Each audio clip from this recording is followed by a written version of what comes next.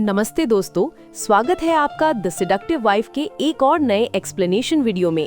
Video शुरू करने से पहले जल्दी से देखते हैं कि पिछले चैप्टर में क्या हुआ था। चैप्टर 12 में ईजे की सौतेली माँ ने अस्पताल में बहुत बड़ा तमाशा खड़ा कर दिया था। उन्होंने यूह्योन के सामने ईजे को बहुत जलील किया और बुरा भला कहा।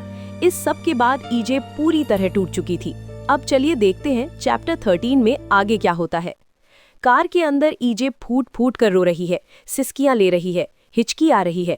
यूह्योन उसे देखता है और मन ही मन सोचता है, जैसे ही मैंने उसे कार के अंदर सिसकते हुए सुना, मैं बस यही सोच सकता था कि उसके आंसू कैसे रोकूं, लेकिन मुझे किसी को दिलासा देने की कोई आदत नहीं है। यूह्योन अपना हाथ आगे बढ़ाकर प्यार से ईजे का चेहरा पकड़ता है और धीरे से पूछता है, तुम्हें चुप कराने के लिए मुझे क्या करना होगा? ईजे रोते हुए बस उसका नाम लेती है, यूह्योन। ईजे उसकी जैकेट कसकर पकड़ लेती है और सुबकते हुए कहती है, तुम्हें इन सब से निपटने की कोई जरूरत नहीं है, सच में कोई जरूरत नहीं है। यूह्योन हैरानी से पूछता है, तुम किस बारे में बात कर रही हो? ईजे कहती है, मेरी वजह से तुम इस बेहद अजीब और बुरी स्थिति में फंस गए हो। यूह्योन उसे देखता है और मन में सोचता है, इस वक्त भी इसे अपनी खुद की कोई फिक्र नहीं है। मुझे समझ नहीं आ रहा कि इस निस्वार्थ औरत का क्या करूं। यूह्योन आगे सोचता है, ईजे मुझे कोई जवाब नहीं दे पाई क्योंकि वो खुद से भी सच नहीं बोल रही थी, लेकिन हार मानने के बजाय मैंने खुद ही जवाब ढूंढने का फैसला किया। यूह्योन सीधा पूछता है, क्या मेरी सौतेली माँ ने तुम्हारा अपमान किया? ईजे नजरें झुकाकर जवाब देती है, हाँ, उन्होंने किया। यूह्योन का चेहरा एकदम सीरियस हो जाता है। वो गुस्से में कहता है, आज तक किसी ने मुझसे इस तरह बात नहीं की थी। ईजे घबरा जाती है और कहती है, ओ नहीं। यूह्योन उसे शांत करता है, तुम्हें बुरा मानने की जरूरत नहीं है, इसमें तुम्हारी कोई गलती नहीं थी। ईजे का सिर दुख से झुक जाता है। वो कहती है, मुझे नहीं पता था कि वो इतना नीचे गिर जाएंगी, मुझे सच में बहुत अफसोस है। यूह्योन मन में सोचता है कि ये कुछ ज्यादा ही दयालु है। वो कहता है, वो बस इतना कह सकती थी कि मुझे अफसोस है कि तुम्हारे साथ ऐसा हुआ। ईजे कहती है, तुम्हें माफी मांगने की कोई जरूरत नहीं है, लेकिन मुझे इससे तकलीफ तो होती है। तभी यूह्योन अचानक पूछता है, क्या उन्होंने तुम्हें मारा? ईजे एकदम चौंक कर हाँफती है और कहती है, थोड़ा सा। यूह्योन पूछता है, उन्होंने तुम्हें कहाँ मारा? क्या तुम्हारा उनके साथ झगड़ा हुआ था? ईजे हड़बड़ाते हुए कहती है, तुमने ऐसा क्यों किया? तुम्हें ऐसा नहीं करना चाहिए था। मुझे नहीं पता, शायद।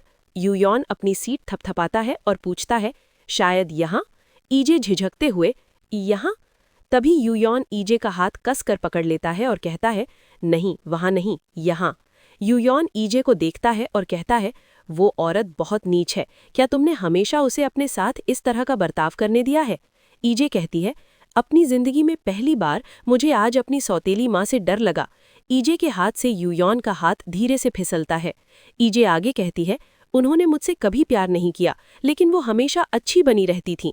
मुझे जरा भी अंदाजा नहीं था कि वो ऐसा कुछ करेंगी। यूह्योन कहता है, खैर, तुम्हें धोखा देकर उन्होंने गलती की है, तुमने कुछ भी गलत नहीं किया। ईजे कहती है, लेकिन मुझे लगता है कि मेरे पिता की गिरती सेहत के लिए मैं ही जिम्मेदार हूँ और अपनी सौतेली माँ को पैसों के लिए मेरा इस्तेमाल करने देने के लिए भी। यूह्योन कहता है, इसमें तुम्हारी क्या गलती है? ईजे अपनी आंखें बंद कर लेती है और कहती है, मुझे नहीं पता, मुझे सच में नहीं पता कि मुझे क्या करना चाहिए।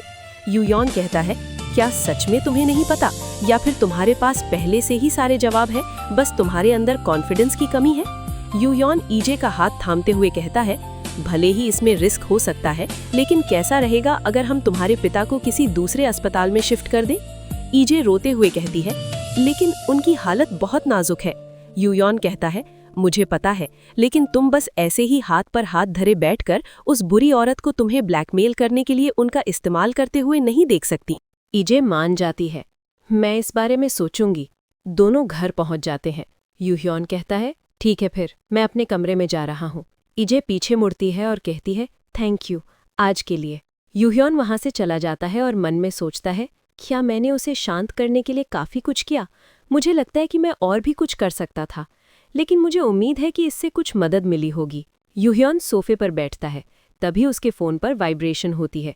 वो कॉल उठाता है। कॉल पर उसका असिस्टेंट जुहुआन है। जुहुआन, क्या आप ठीक से घर पहुंच गए मिस्टर किम? यूह्योन, हाँ जुहुआन, हम अभी घर पहुंचे हैं। क्या तुम मुझे सिचुएशन का अपडेट दे सकते हो? जुहुआन, करीब 2 बजे एक नया पोस्ट पब्लिश हुआ है। यूह्योन, क्या ये तब हुआ जब मैं अस्पताल से निकला था? मुझे लगता है कि मेरे निकलते ही उसने तुरंत यूनबॉम से इसे लिखवाया होगा। कोई भी इस बात पर यकीन नहीं करने वाला जो इसमें लिखा है। क्या तुमने सिक्योरिटी कैमरा फुटेज सिक्योर कर ली है? जूहवान: हाँ, मैंने कर ली है। यूहियन: उसे बता दो कि कंपनी लीगल एक्शन लेगी ताकि वो आगे कोई और चालाकी करने की कोशिश ना करे। जूहवान बताता है कि लीगल टीम शायद पहले ही योनबॉम तक पहुंच चुकी है।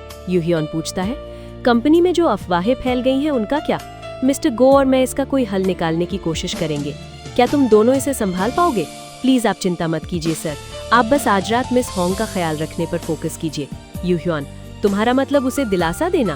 वो तो मैं पहले ही कर चुका हूँ, मैं अभी ऑफिस के लिए निकलता हूँ। जूहवान: नहीं, मैं आपको सिचुएशन के बारे में अपडेट देता रहूंगा सर, इसलिए प्लीज आज रात मिस होंग के पास ही रहिए। कॉल कट हो जाता है। यूहियन फोन देखते हुए बड़बड़ाता है, ये क्या बकवास है?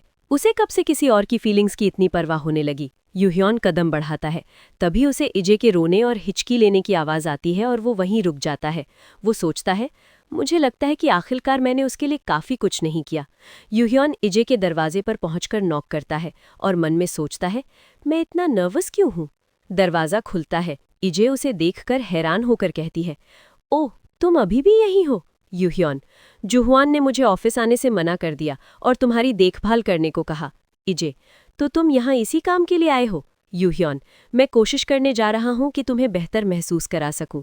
यूहियन प्यार से उसका चेहरा सहलाता है और पूछता है, क्या मैं तुम्हें किस कर सकता हूँ? इजे पूछती है, क्या तुम्हें बेहतर महसूस कराने का तुम्हारा यही तरीका है? यूहियन इजे को गले लगाकर कहता है, मुझे सच में नहीं पता कि किसी उदास इंसान को कैसे दिलासा देते हैं। मुझे लगता है कि मैं अपने शब्दों से तुम्हें सुकून देने में फेल हो गया हूँ। जैसा कि देखकर लग रहा है कि तुम फिर से रो रही हो, तो मैंने खुद से पूछा, मैंने ऐसा क्या किया था जिससे वो खुश हुई थी? और इस सवाल का एक ही जवाब मेरे दिमाग में आया, एक किस। सच कहूँ तो इससे मेरे अहंकार को थोड़ी ठेस पहुँचती है कि तुम सिर्फ मेरा शरीर चाहती हो। इजे घबरा जाती है। क्या? यूहियन अपनी टाई ठीक करते हुए कहता है, लेकिन अगर तुम मेरा शरीर ही चाहती हो तो आगे बढ़ो और खुद को बेहतर महसूस करने के लिए इसका इस्तेमाल करो, इससे पहले कि मेरा मन बदल जाए। अगर तुम चाहो तो मैं अपनी टाई ढीली कर दूंगा। इजे का दिल जोरों से धड़कने लगता है।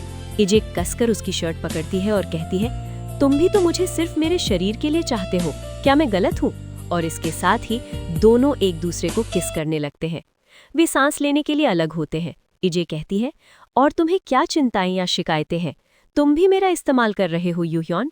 इजे मन में सोचती है, वो ये सब इसलिए कर रहा है क्योंकि हमारी शादी हो गई है, क्योंकि हम एक टेम्पररी पार्टनरशिप में हैं, और क्योंकि वो मुझसे फंस गया है। मुझे यकीन है कि वो इसीलिए इतना अच्छा बन रहा है, इसका शायद कोई मतलब नहीं है। इजे के सीने में दर्द होता है, लेकिन फिर भी ये इतना दर्द क्यों दे रहा है? यूहियन कहता है, हाँ तो इसे ज्यादा सीरियसली मत लो। यूहियन इजे का चेहरा सहलाता है और उसके आंसू पोंछता है। चलो बस एक दूसरे का इस्तेमाल करते हैं, ठीक है? इजे की आंख से आंसू टपकता है। इजे झटके से उसे अपनी तरफ खींचती है और कहती है, तो फिर प्लीज मुझे किस करो। और वे फिर से किस करने लगते हैं। और दोस्तों, इसी शानदार और इंटेंस सीन के साथ चैप्टर 13 यहीं खत्म हो जाता है। अगले चैप्टर में क्या होगा? क्या ये दोनों बस एक दूसरे का इस्तेमाल कर रहे हैं, या कॉन्ट्रैक्ट मैरिज अब एक असली प्यार में बदलने वाली है? और वो जो इंटरनेट पर झूठी पोस्ट की मुसीबत आई है, यूहियन उस सौतेली माँ को क्या सबक सिखाएगा? ये सब हम देखेंगे अगले वीडियो में। तब तक के लिए वीडियो को लाइक करें और चैनल को सब्सक्राइब करना ना भूलें। मिलते हैं अगले वीडियो में। Love you.